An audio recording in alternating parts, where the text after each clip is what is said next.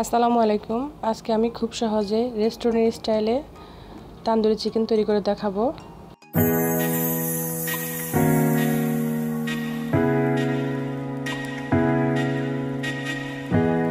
এখানে মুরগির দুটি রান নিয়েছি। এখন রান দুটিকে আমি হালকা করে চিড়ে দিব। এতে করে মশলা মাংসের ভিতরে যাবে আর খেতেও জুসি লাগবে। রান দুটো ভালো করে ধুয়ে আমি মুছে নিয়েছি। কাঁচামরিচের পেস্ট 1 টেবিল চামচ, আদা রসুনের পেস্ট 1 টেবিল চামচ, দিব 1 চিল লেবুর রস। লেবুর রসটা না থাকলে ভিনেগারও ব্যবহার করতে পারেন। কিছু পরিমাণে লবণ দিয়ে ভালো করে মেখে 30 মিনিট মেরিনেট করে রেখে দিব। এবার ফাইনালি আমি তান্দুরি মশলাটা রেডি করে নেব। প্রথমে দিচ্ছি 2 টেবিল চামচ সরিষার তেল, হাফ কাপ টক দই, 1 চামচ গরম মশলা, 1 টেবিল চামচ মরিচের গুঁড়া, 1 টেবিল চামচ ধনিয়ার গুঁড়া, 1 টেবিল চামচ বারবিকিউ মশলা, পরিমাণ মতো লবণ, হাফ চামচ বিট লবণ, 2 টেবিল চামচ hot tomato sauce.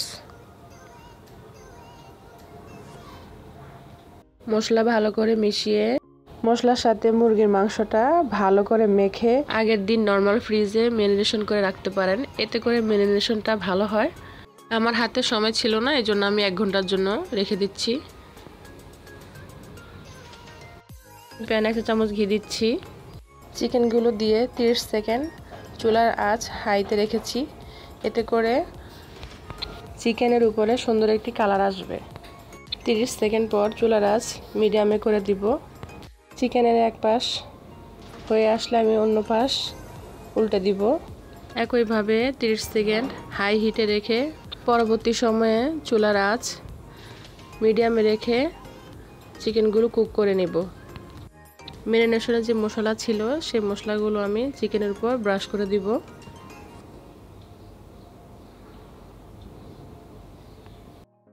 Chicken already হয়ে গেছে। প্যানে ফয়েল পেপার রেখে কাঠকয়লা দিয়ে ঘি দিয়ে ঢেকে দিব। কাঠকয়লা আমি চুলায় পুড়ে নিয়েছি। ফয়েল পেপারের পরিবর্তে যে কোনো স্টিলের বাটি নিলেও হবে। স্মোকি ফ্লেভারটা আনার জন্য আমি 3 মিনিটের মতো ঢাকনা দিয়ে ঢেকে দিব। এতে করে রেস্টুরেন্টের মতো তান্দুরি চিকেনের আসল ফ্লেভারটা পাওয়া যাবে। তান্দুরি চিকেন হয়ে গেছে, আমি এখন পরিবেশন করব। বাসায় এভাবে ট্রাই করতে পারেন, আশা করি ভালো লাগবে। রেসিপি ভালো লাগলে লাইক, কমেন্ট আর শেয়ার দিতে ভুলবেন না। দেখা হবে নতুন কোনো রেসিপিতে। আল্লাহ হাফেজ।